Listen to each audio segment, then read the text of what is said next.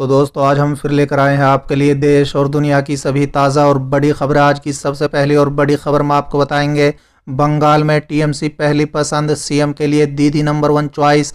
बताएंगे कहां है बीजेपी और अन्य दल। वहीं अगली बड़ी खबर में आपको बताएंगे ओपिनियन पोल में तमिलनाडु में होगा सत्ता परिवर्तन, कांग्रेस डीएमके गठबंधन की बन सकती है सरकार। वहीं अगली बड़ी खबर में आपको बताएंगे पश्चिम बंगाल विधानसभा चुनाव से पहले भाजपा नेताओं की ऑडियो क्लिप वायरल होने से मचा भूचाल। एक और बड़ी अपडेट, टीएमसी सांसदों ने इलेक्शन कमीशन से की मुलाकात, कहा बंगाल में निष्पक्ष चुनाव वास्तविकता से बहुत दूर। वहीं अगली बड़ी खबर में आपको बताएंगे टीएमसी ने जताई आशंका भाजपा को चुनाव जिताने के लिए ईवीएम में की जा सकती है छेड़छाड़। एक और बड़ी अपडेट, वोटिंग से पहले बीजेपी को बड़ा झटका, एससी मोर्चा के अध्यक्ष ने दिया इस्तीफा। वहीं अगली बड़ी खबर में आपको बताएंगे ममता बनर्जी के लिए प्रचार करने बंगाल जा सकते हैं अखिलेश यादव, पूर्वियों को साधने की होगी कोशिश। इसी के साथ अगली बड़ी खबर में आपको बताएंगे हल्ला बोल किसानों की 26 मार्च को देश बंदी की तैयारी, व्यापारी और ट्रेन यूनियनों का मिला साथ। देख लेते आज की पहली बड़ी खबर, बंगाल में टीएमसी पहली पसंद, सीएम के लिए दीदी नंबर 1 चॉइस। दरअसल दोस्तों बंगाल को लेकर बीजेपी और तृणमूल के बीच तीखी जंग चल रही है, लेकिन एबीपी सी वोटर पोल की माने तो ममता का जादू अभी भी बंगाल के लोगों के सिर चढ़कर बोल रहा है। उनकी सरकार बननी तय मानी जा रही है। दोस्तों बता दें पोल कहता है कि बंगाल के सीएम के तौर पर ममता लोगों की पहली पसंद है। हालांकि पोल ये भी कहता है कि 2016 के उपेक्ष ममता को थोड़ा बहुत नुकसान भी होगा। 2016 में टीएमसी को 44.9% वोट मिले थे। अनुमान है कि इस बार ये वोट 1.5% कम हो सकता है, 43.4% रह सकते हैं। दरअसल दोस्तों सर्वे के मुताबिक इस बार बीजेपी को अच्छी बढ़त मिलती दिखाई दे रही है। पिछली बार इसे 10.2% वोट मिले थे, जो इस बार बढ़कर 38.4% होने का अनुमान है। पार्टी को 28.2 का फायदा होता दिख रहा है। कांग्रेस और लेफ्ट के गठबंधन को सबसे ज्यादा नुकसान दिखाई दे रहा है। दोस्तों बता दें पिछली बार उन्हें 37.9% वोट मिले थे, उन्हें इस बार 12.7% वोट मिलने का अनुमान है। गठबंधन को 25.2% वोटों का नुकसान पोल में दिखाई दे रहा है। बंगाल में पिछली बार तृणमूल ने 211 सीटों पर जीत दर्ज की थी। पोल कहता है कि इस बार भी ममता की सरकार बनने के आसार हैं। ममता की पार्टी इस बार 150 से 166 सीटें जीत सकती है। चलिए अगली खबर, ओपिनियन पोल में तमिलनाडु में होगा सत्ता परिवर्तन, कांग्रेस डीएमके गठबंधन की बन सकती है सरकार। दरअसल दोस्तों दक्षिण भारत के राज्य तमिलनाडु में 6 अप्रैल को 234 विधानसभा सीटों के लिए सिर्फ एक चरण में ही मतदान होगा। पश्चिम बंगाल के बाद तमिलनाडु ही ऐसा राज्य है जिस पर नेताओं की नजरें सबसे ज्यादा टिकी हुई हैं। सीटों के लिहाज से भी तमिलनाडु में होने वाले चुनाव काफी मायने रखते हैं। ऐसे में यहां होने वाले चुनाव में हर पार्टी सत्ता पर काबिज होने का ख्वाब देख रही है। दोस्तों बता दें चुनाव के नतीजे भले ही 2 मई को घोषित किए जाएंगे, लेकिन उससे पहले ओपिनियन पोल के जरिए सियासी माहौल को परखने का काम शुरू हो चुका है। दोस्तों बता दें एबीपी न्यूज और सी वोटर के सर्वे के नतीजों में तमिलनाडु की सियासी हवा का थोड़ा अंदाजा जरूर लगाया जा सकता है। दोस्तों बता दें सर्वे के मुताबिक तमिलनाडु में इस बार सत्ता परिवर्तन हो सकता है। आपको बता दें कि अभी तमिलनाडु में एआईएडीएमके की सरकार है, लेकिन इस बार के चुनाव में कांग्रेस और डीएमके के गठबंधन को सत्ता मिल सकती है। सर्वे के आंकड़ों के मुताबिक कांग्रेस डीएमके गठबंधन को 161 से 169 सीटें मिलने का अनुमान है। वही एनडीए गठबंधन को 53 से 61 सीटें मिल सकती हैं।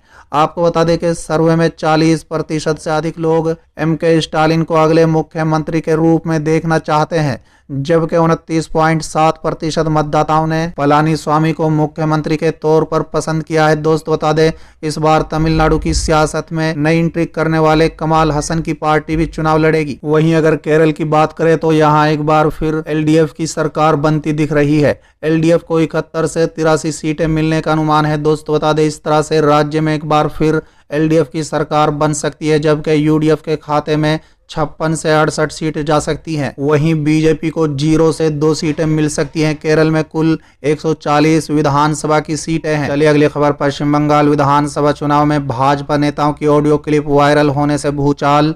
दरअसल दोस्तों पश्चिम बंगाल में विधानसभा चुनाव प्रचार में भाजपा नेताओं की कथित ऑडियो क्लिप वायरल हो जाने से भूचाल आ गया है। दोस्तों बता दें, किसी संतोष नाम के व्यक्ति की इस ऑडियो क्लिप में भाजपा के 2 बड़े नेताओं के बारे में आपत्तिजनक बातें की गई हैं।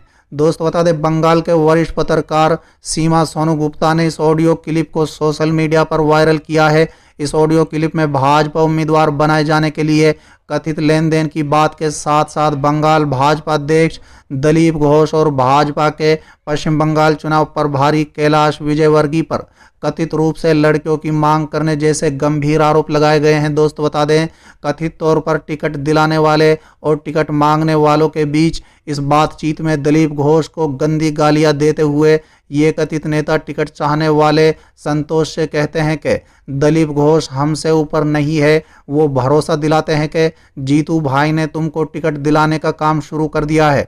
टिकट नहीं मिलने पर पैसा वापस मिलने का दावा भी इस ऑडियो क्लिप में किया गया है। दोस्तों बता दें, इस बीच कांग्रेस ने इस ऑडियो क्लिप पर आक्रामक रुख अपनाया है। दोस्तों बता दें, सरकार और भाजपा से सफाई देने के साथ साथ जांच की मांग की है।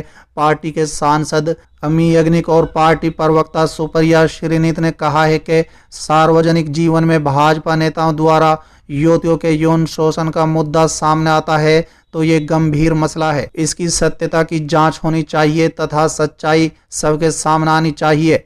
कांग्रेस ने वो ऑडियो क्लिप भी जारी किया जिसमें कथित आरोप लगाया गया है। चलिए अगली खबर, टीएमसी सांसदों ने इलेक्शन कमीशन से की मुलाकात, कहा बंगाल में निष्पक्ष चुनाव वास्तविकता से बहुत दूर। दरअसल दोस्तों पश्चिम बंगाल में मतदान केंद्र के 100 मीटर के भीतर राज्य पुलिस के कर्मियों की उपस्थिति रहने की अनुमति नहीं देने के चुनाव आयोग के कथित फैसले के खिलाफ अपना विरोध दर्ज कराने के लिए तृणमूल कांग्रेस के सांसदों का एक प्रतिनिधि मंडल शुक्रवार को चुनाव निकाय से मिला। सांसदों ने यह आरोप लगाया है कि बंगाल में निष्पक्ष चुनाव वास्तविकता से बहुत दूर होता जा रहा है। चलिए अगली खबर, टीएमसी ने जताई आशंका भाजपा को चुनाव जिताने के लिए ईवीएम में की जा सकती है छेड़छाड़।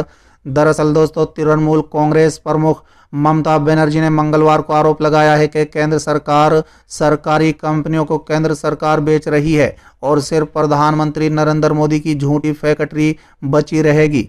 दोस्तों बता दें, ममता ने दावा किया है कि केंद्र सरकार राष्ट्रीय कीर्ति दूरसंचार कंपनी और बैंक और राष्ट्रीय एयरलाइन और एयर इंडिया और सुरक्षा विनिर्माण जैसे कोर सेक्टर की अन्य सरकारी कंपनियों को बेचने की योजना बना रही है। साथ ही ममता ने सवाल किया है कि 5 चुनावी राज्यों में केंद्र सरकार के विभाग चुनाव आयोग के तहत क्यों नहीं लाए गए, जबकि राज्य प्रशासन को चुनाव आयोग संचालित कर रहा है। उन्होंने आरोप लगाया है कि भाजपा शासित राज्यों से चुनाव के लिए बंगाल में पुलिस कर्मियों को भेजा जा रहा है। उन्होंने कहा है कि झारखंड के मुख्यमंत्री हेमंत सोरेन तृणमूल कांग्रेस के समर्थन में पुरुलिया और बांकुड़ा में जनसभाओं को संबोधित करेंगे। दोस्तों बता दें, इन जिलों में आदिवासी आबादी अच्छी खासी संख्या में है। चलिए अगली खबर, बंगाल में वोटिंग से पहले बीजेपी को बड़ा झटका, एससी मोर्चा के अध्यक्ष ने दिया इस्तीफा। दरअसल दोस्तों पश्चिम बंगाल में विधानसभा चुनाव 2021 के मतदान से पहले बीजेपी को बड़ा झटका लगा है। पार्टी के एससी मोर्चा के प्रदेश अध्यक्ष दुलाल बार ने अपने पद से इस्तीफा दे दिया है। दोस्तों बता दें, दुलाल बार वर्तमान में उत्तर 24 परगना के बगाड़ा से विधायक हैं। बताया जा रहा है कि इन चुनाव से पहले दुलाल बार के इस्तीफे से पार्टी में हड़कंप मच गया है। मीडिया से बात करते हुए दुलाल बार ने कहा है कि पार्टी ने विधायक रहते हुए मेरे साथ विश्वासघात किया है। मैं बगाड़ा से 2 बार विधायक रहा हूं, लेकिन पार्टी ने बाहर से आए हुए लोगों को टिकट दे दिया है। उन्होंने कहा है कि बीजेपी के इस फैसले से हमारे सभी कार्यकर्ता नाराज हैं और आगे का फैसला जल्द करेंगे। चलिए अगली खबर, ममता बनर्जी के लिए प्रचार करने बंगाल जा सकते हैं अखिलेश यादव, पूरबिया के साधने की होगी कोशिश। दरअसल दोस्तों पश्चिम बंगाल के विधानसभा चुनाव में तृणमूल कांग्रेस को खुला समर्थन दे चुके समाजवादी पार्टी के नेता पूरबिया वोटरों के साथ रहे हैं। दोस्तों बता दें, सपा उनके बीच में तृणमूल कांग्रेस के पक्ष में माहौल बनाने में जुटी है। अब उत्तर प्रदेश के पूर्व मुख्यमंत्री और सपा मुखिया अखिलेश यादव के पश्चिम बंगाल जाने की संभावना है। दोस्तों बता दें, सपा के उपाध्यक्ष किरण में नंदा अपनी टीम के साथ ममता बनर्जी के पक्ष में चुनाव प्रचार की कमान संभाले हुए हैं। याद रहे कि पश्चिम बंगाल में पूर्व उत्तर प्रदेश के लोग रोजी रोटी की तलाश में गए हैं, जो कि अब वहीं के निवासी बन गए हैं, लेकिन उनका जुड़ाव अपनी माटी से अभी भी बना हुआ है। दोस्तों बता दें कि उनमें काफी संख्या में समाजवादी पार्टी के समर्थक भी हैं। पार्टी नेताओं के मुताबिक सपा अपने समर्थकों के बीच तृणमूल कांग्रेस को जिताने के लिए जोर शोर से प्रचार प्रसार कर रही है। सपा के प्रवक्ता और एमएलसी सुनील सिंह सज्जान ने बताया है कि जिस तरह से भाजपा मतदाताओं के बीच वोटों का ध्रुवीकरण कर रही है, वो ना तो पश्चिम बंगाल की जनता के लिए ठीक है और ना ही देश के लिए। इसलिए पार्टी के राष्ट्रीय अध्यक्ष अखिलेश यादव ने तृणमूल कांग्रेस को पहले ही समर्थन देने का ऐलान कर दिया है। उन्होंने बताया है कि पश्चिम बंगाल में कई विधानसभा सीटें हैं जहां सपा का वोट प्रतिशत चुनाव नतीजों के कुछ हद तक प्रभावित कर सकता है। चलिए अगली खबर। हल्ला बोल किसानों ने की 26 मार्च को देश बंद की तैयारी, व्यापारियों और ट्रेन यूनियनों का मिला साथ। दरअसल दोस्तों, दिल्ली की सीमाओं पर तीनों कृषि कानून के विरोध में किसान संगठनों का आंदोलन जारी है। 26 मार्च को देशव्यापी बंद की तैयारी किसान संगठनों ने कर ली है। दोस्तों बता दें, इस बंद में किसानों को व्यापारी संगठनों, ट्रेड यूनियनों और रेलवे यूनियनों का भी समर्थन मिला है।